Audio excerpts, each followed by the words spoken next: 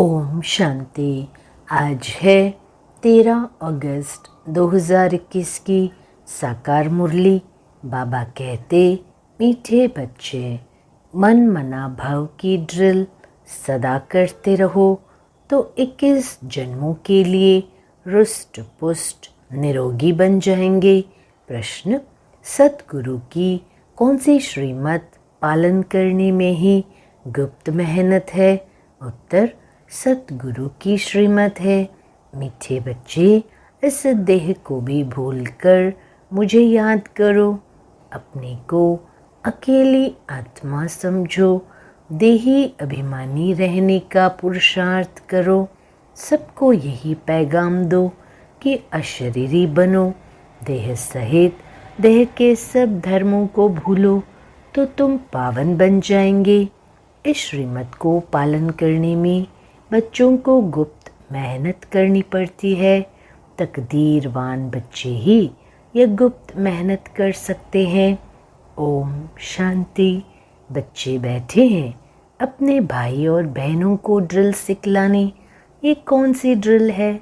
इसमें बच्चों को कुछ कहना नहीं होता है। वो जो जिस्मानी ड्रिल आदि करते हैं उसमें तो कहना पड़ता है। ये तो सुप्रीम टीचर है जो गीता का भगवान भी है, जो बच्चों को बैठ योग की ड्रिल भी सिखलाते हैं। ये ड्रिल भी गुप्त है। ड्रिल सिखाई इसलिए जाती है कि स्टूडेंट रुष्ट पुष्ट हो। तुम जानते हो, इस मनमना भव की ड्रिल से 21 जन्मों के लिए बहुत रुष्ट पुष्ट रहेंगे, कभी बीमार नहीं होंगे। तो ये कितनी अच्छी ड्रिल है। बाप समझाते हैं, मन मना भव। इसमें कहने की भी दरकार नहीं, सिर्फ समझाया जाता है कि अपने को आत्मा समझो। देही अभिमानी भव। भव का अर्थ ही है कि तुम बाप को याद करो तो एवर हेल्दी बन जाएंगे। कल पहले भी हम इस रूहानी ड्रिल से एवर हेल्दी बने थे। रूहानी ड्रिल रूहानी बाप परमपिता परमात्मा शिव ही सिखलाते हैं। भगवान तो उनको ही कहा जाता है जिनकी पूजा भी होती है। शिवाय नमः भी कहते हैं ना। ब्रह्मा देवता नमः, शिव परमात्माय नमः कहेंगे। ये ड्रिल कोई जिस्मानी मनुष्य नहीं सिखलाते हैं। ऐसे नहीं कि तुमको ये ड्रिल ब्रह्मा ने सिखाई है, नहीं। भल ब्रह्मा कुमार कुमारियाँ कहलाते हो, परंतु चिट्ठी पर भी लिखते हो शिव बाबा केयर ऑफ ब्रह्मा। वो तो गुप्त हो गया, लेकिन मनुष्यों को कैसे पता पड़े? ब्रह्मा तो प्रजापिता है, तो सारी दुनिया उनके बच्चे हैं। प्रजापिता है ना। ड्रिल सिखलाने वाला तो निराकार बाप है, वो गुप्त है। गुप्त होने के कारण मनुष्यों को समझाने में भी डिफ़िकल्टी होती है। ब्रह्मा को तो भगवान नहीं कहा जाता, यहाँ नाम ही दिखाते हैं। ब्रह्मा कुमार कुमारियाँ अर्थात ब्रह्मा की संतान। जब कोई आता है तो उनको समझाना है कि ये नई दुनिया रचने वाला ब्रह्मा नहीं है, लेकिन निराकार बाप है जो ब्रह्मा द्वारा रचना रचते हैं। पारलौकिक परमपिता परमात्मा ब्रह्मा द्वारा रचते हैं। गोया सुप्रीम सोल की रचना हुई। तुम पत्र के ऊपर लिखते हो शिव बाबा केयर ऑफ ब्रह्मा, तो यह भी याद करने की युक्ति है। शिव बाबा सिखलाते हैं ब्रह्मा द्वारा। बस सिर्फ कहते हैं मन मना भव, और कोई तकलीफ नहीं दी जाती। सिर्फ कहा जाता है तुम अपनी उन्नति चाहते हो और सचखंड का मालिक बनना चाहते हो, तो सचखंड स्थापन करने वाला तो एक ही सत्य बाप है, उसे याद करो। बेहद का बाप ही आकर बच्चों को कहते हैं मुझे याद करो तो पापों से मुक्त होंगे। कृष्ण को पतित पावन नहीं कहा जाता है, सिवाय परमपिता परमात्मा के और कोई नाम नहीं लेंगे। गॉड फादर ही कहेंगे। सब उनको फादर कहते हैं, फिर उनको सर्वव्यापी कैसे कह सकते हैं? कहते हैं वो आते हैं लिबरेट करने के लिए। ये मनुष्य नहीं जानते, तो कल्प की आयु ही उल्टी लिख दी है। अब बच्चों को ये ड्रिल करनी है। ज्ञान तो मिला हुआ है। जब बैठते हो तो अपने को देही समझकर बाप को याद करो तो विक्रम विनाश होंगे। टीचर सामने बैठते हैं गद्दी पर तो शोभता है। कायदा है कि ड्रिल कराने के लिए टीचर ज़रूर चाहिए। कोई बड़ा टीचर तो कोई छोटा टीचर होता है। अब तुम्हारा इम्तहान लेने की कोई दरकार नहीं, क्योंकि तुम खुद जानते हो कि हम कितना समय मोस्ट बिलोवेड बाप को याद करते हैं। ब्रह्मा कोई मोस्ट बिलोवेड नहीं है। बिलोवेड मोस्ट वह है जो सदा पावन है। तुम बच्चे जानते हो कि सबसे प्यारा कौन है। मनुष्य परमात्मा को ही याद करते हैं। हे दुख हरता सुख करता, उसको लिबरेटर भी कहते हैं, अर्थात दुखों से मुक्त करने वाला। तो बच्चों को अपना पुरुषार्थ करना है। ड्रामा प्लान अनुसार ये दुनिया पावन होनी ज़रूर है और पावन दुनिया बनने के लिए आग लगनी है।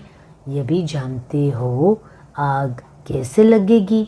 विनाश होने बिगर दुनिया पावन बन नहीं सकेगी। यह है रुद्र ज्ञान यज्ञ। रुद्र और शिव कोई फर्क नहीं है, परंतु शिव नाम है मुख्य। बाकी तो अपनी अपनी भाषा में अनेक नाम रख दिए हैं। असुल नाम है शिव। शिव जयंती भी मनाते हैं।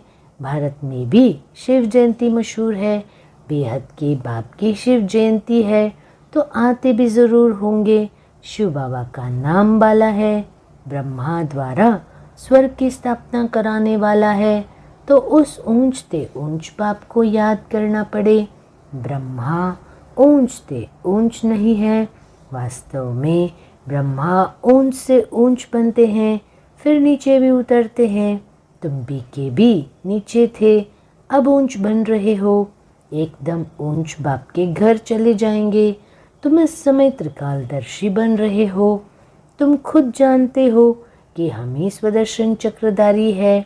हम ब्रह्मांड और सृष्टि के आदि मध्य अंत को जानने वाले हैं। ब्रह्मांड अर्थात ऊंच, जहाँ सभी आत्माएं निवास करती है। दुनिया में कोई और नहीं जो समझाए कि मूल वतन में आत्माएं रहती है। विश्व और ब्रह्मांड अलग अलग है। आत्माएं रहती है निर्वाण धाम में, जिसको शांति धाम कहा जाता है। वह सबको प्यारा लगता है। उसका असली नाम निर्वाण धाम व शांति धाम है। आत्मा का स्वरूप है शांत। एक शांति धाम फिर है मूवी धाम, और यह है टॉकी धाम। मूवी धाम में जास्ती रहने का नहीं है। शांति धाम में तो बहुतों को रहना होता है और कोई स्थान नहीं है। आत्मा जब बाप को और घर को याद करती है तो ऊपर में याद करती है। बीच के धाम को तो तुम्हारे सिवाय और कोई नहीं जानते। मनुष्यों को तो इतना ज्ञान है नहीं, सिर्फ कहते हैं ब्रह्मा विष्णु शंकर सूक्ष्म वतन में रहते हैं। बाकी उनके ऑक्यूपेशन का पता नहीं है। 84 जन्म लेते हैं। ब्रह्मा सो विष्णु, विष्णु सो ब्रह्मा है। यह लीप युग, ये थोड़े समय का है। जैसे पुरुषोत्तम मास कहा जाता है ना बच्चे, ये तुम्हारा हीरे जैसा उत्तम बनने का ऊंच जन्म है। शूद्र से ब्राह्मण बनना सबसे उत्तम है। ब्राह्मण बनते हो तो दाढ़ी का वर्षा लेने के हकदार बनते हो। बाप बच्चों को कहते हैं, बच्चे सदैव मनमना भव। बाप का मैसेज सबको देते रहो। बाप को कहा ही जाता है मैसेंजर, और कोई भी मैसेंजर अथवा पैगंबर नहीं है। वह तो आकर अपना धर्म स्थापन करते हैं। पैगंबर सिर्फ एक है, वही आकर तुमको पवित्र बनने का पैगाम देते हैं। वो आते हैं धर्म स्थापन करने। वह कोई वापस ले जाने वाला गाइड नहीं है। वह तो एक ही सद्गुरु सद्गति देने वाला है, सच बोलने वाला, सच्चा रास्ता बताने वाला। तो एक ही परमपिता परमात्मा शिव है। तो बहुत गुप्त मेहनत करनी है बच्चों को। अभी तुम जानते हो हमको यह देह भूलकर एक बाप को याद करना है। शरीर छूटा तो सारी दुनिया छूट जाती है, आत्मा अकेली बन जाती है। बाप कहते हैं देही अभिमानी बनो, तो फिर कोई भी मित्र संबंधी याद नहीं पड़ेंगे। हम आत्मा है, हम चले जाएंगे बाप के पास। बाप राय देते हैं तुम मेरे पास कैसे आ सकते हो, ये बाबा भी नामी ग्रामी है। इन द्वारा बाप सभी आत्माओं का गाइड बन मच्छरों सदृश वापस ले जाते हैं। यह यथार्थ ज्ञान सिर्फ तुम बच्चों की बुद्धि में है। तुमको पांडव सेना भी कहते हैं। पांडव पति स्वयं साक्षात परमपिता परमात्मा है, जो तुम बच्चों को ड्रिल सिखला रहे हैं। ओ बहू, कल पहले माफिक, जब विनाश होगा तो सब आत्माएं शरीर छोड़ चली जाएगी। सतयुग में जब थोड़ी आत्माएं हैं तो एक राज्य है, अभी अनेक है, फिर जरूर एक होगा। ये ज्ञान सारा दिन बुद्धि में सिमरण करना है। बच्चों को प्रदर्शनी पर भी समझाना है। जब न्यू दिल्ली थी तो नया भारत था। एक ही आदि सनातन देवी देवता धर्म था। आदि सनातन कोई हिंदू धर्म नहीं था।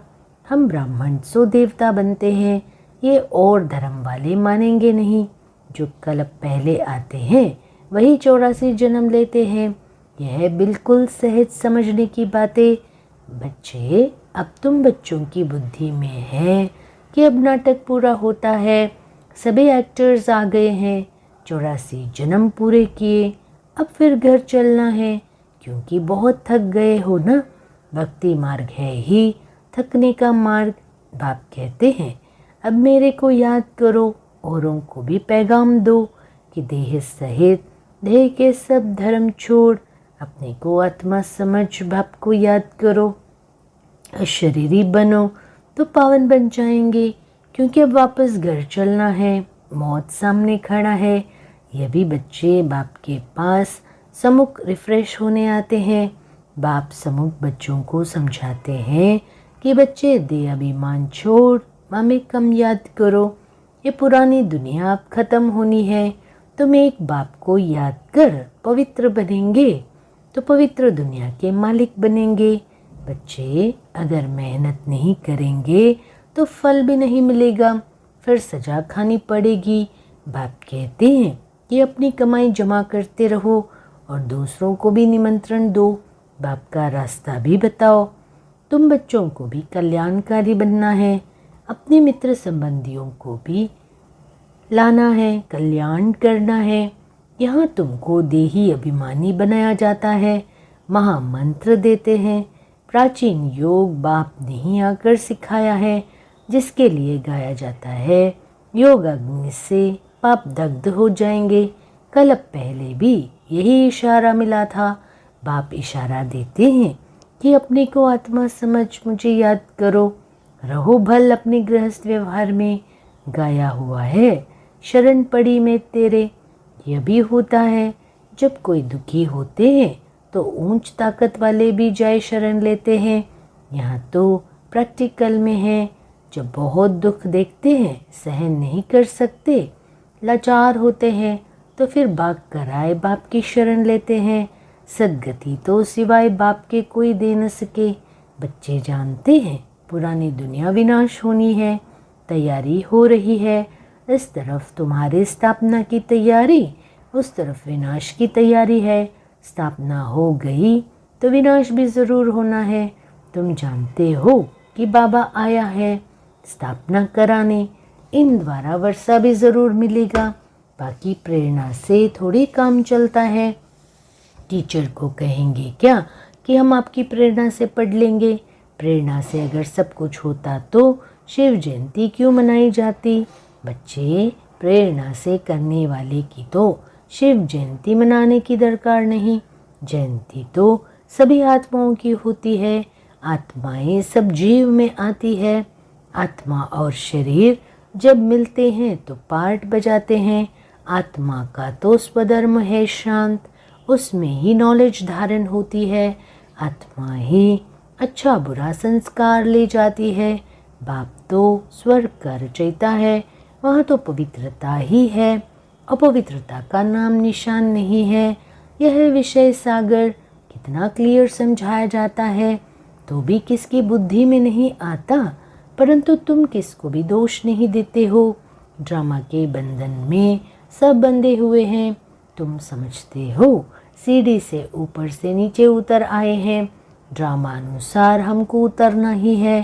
फिर बाप कहते हैं अब चढ़ने के लिए पुरुषार्थ करना है, परंतु जिनके तकदीर में नहीं है वो ऐसे कहते हैं। जो ऐसे कहते हैं उनसे समझ जाते हैं कि इसकी तकदीर में नहीं है।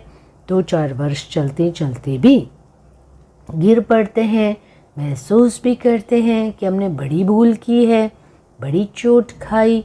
यह भी आधा कल्प की बीमारी है, कम नहीं है। आधा कल्प के रोगी है, भोगी बनने से रोगी बन जाते हैं। तो बाप आकर पुरुषार्थ करवाते हैं। कृष्ण को योगेश्वर कहते हैं। इस समय तुम सच्चे सच्चे योगी हो। योगेश्वर तुमको योग सिखलाते हैं। तुम ज्ञान ज्ञानेश्वर भी हो, फिर बनेंगे राज राजेश्वर। ज्ञान से तुम धनवान बनते हो, योग से निरोगी एवर हेल्दी बनते हो। आधा कल्प के लिए तुम्हारे सब दुख दूर हो जाते हैं। तो इसके लिए कितना पुरुषार्थ करना चाहिए। अच्छा, मीठे मीठे सिखिला दे बच्चों प्रति महत पिता बाप दादा का याद प्यार और गुड मॉर्निंग। रूहानी बाप की रूहानी बच्चों को नमस्ते। धारणा के लिए मुख्य सार। पहला, पावन बनने के लिए अशरीरी बनने का अभ्यास करना है। सबको पैगाम देना है कि एक बाप को याद करो, देह सहित सब कुछ भूल जाओ। दूसरा, योगेश्वर बाप से योग सीखकर सच्चा सच्चा योगी बनना है। ज्ञान से धनवान और योग से निरोगी एवर हेल्दी बनना है। वरदान, अनुभव करे बाप दादा का वरदानी हस्त मेरे सिर पर है। बाबा कहते, मीठे बच्चे, कल्याण की वृत्ति और शुभ चिंतक भाव द्वारा विश्व कल्याण के निमित्त बनने वाले तीव्र पुरुषार्थी भव। तीव्र पुरुषार्थी वह है जो सभी के प्रति कल्याण की वृत्ति और शुभ चिंतक भाव रखे। भल कोई बार बार गिराने की कोशिश करे, मन को डगमग करे, विघ्न रूप बने, फिर भी आपका सबके प्रति सदा शुभ चिंतक का अडोल भाव हो। बात के कारण भाव न बदले, हर परिस्थिति में वृत्ति और भाव यथार्थ हो तो आपके ऊपर उसका प्रभाव नहीं पड़ेगा। फिर कोई भी व्यर्थ बातें देखने में ही नहीं आएगी, टाइम बच जाएगा। यही है विश्व कल्याणकारी स्टेज। स्लोगन, संतुष्टता जीवन का श्रृंगार है, इसलिए संतुष्ट मणि बन संतुष्ट रहो और सर्व को संतुष्ट करो। ओम शांति।